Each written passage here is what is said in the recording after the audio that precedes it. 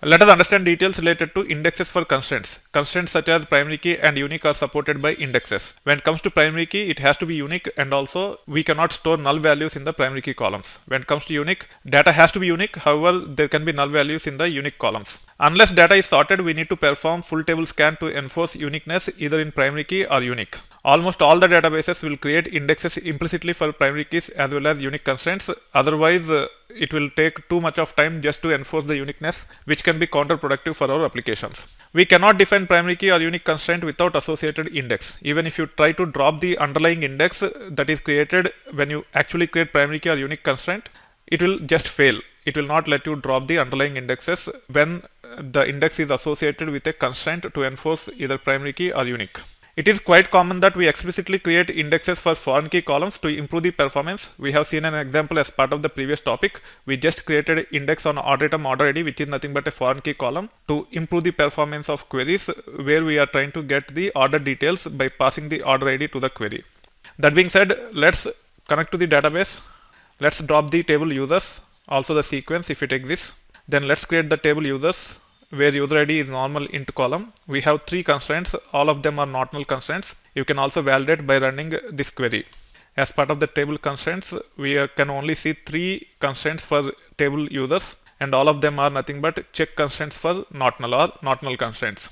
Now, if you run this query against pg underscore indexes, it returns nothing because we just created the table. There are no explicit indexes. Also, there are no primary key or unique constraints, which will result in creating the indexes implicitly. As we do not create the indexes or constraints, this query is not returning anything. Now, let's create the sequence and then alter table users to associate that sequence with user ID and also to enforce primary key on top of user ID. Now you can run this query against table constraints. We can see 2 additional constraints, one for not null associated with the primary key and the other one for primary key itself. Now if you run the query against pg underscore indexes, you will see one index with the same name as our primary key, which is nothing but users underscore p key. You can see here. You can also see the actual statement which you can leverage to create the index for primary key. You have to associate the index with primary key if you want to pre-create the index and then enforce primary key constraint using that index. However, we just do alter table and create the primary key, which will take care of creating these indexes for us. But it is possible to pre-create the index and associate with the constraint while defining the constraint. Now we can run this query, which will give us the details of both constraint as well as index for table users, especially for primary key constraint.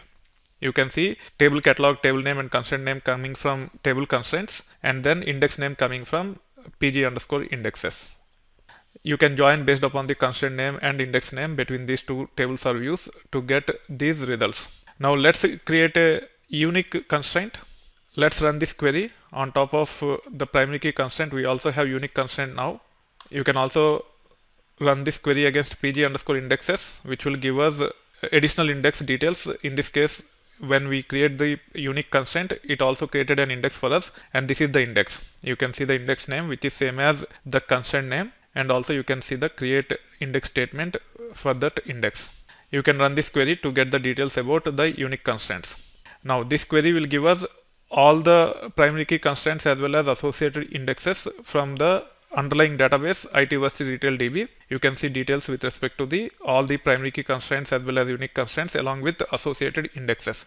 It is not possible to drop the indexes that are automatically created to enforce primary key or unique constraints. In this case, if I try to drop this index, which is created when we define unique constraint on email ID, it throws error saying that cannot drop index user email ID key because constraint user email ID key on table users requires it. However, you can drop constraint user email ID key on table users instead, which means it is asking us to drop the constraint instead of dropping the index. And when we drop the constraint, it will drop both the constraint as well as the index. As an IT professional, it is very important for us to understand the relationship between the constraints and indexes, especially with respect to primary key as well as unique. They are supported by underlying indexes. Unless and until indexes are there, it will be counterproductive even if some of the databases allows us to create the constraints, which is highly unlikely. So make sure you understand the relationship between constraints and indexes. It is very, very important.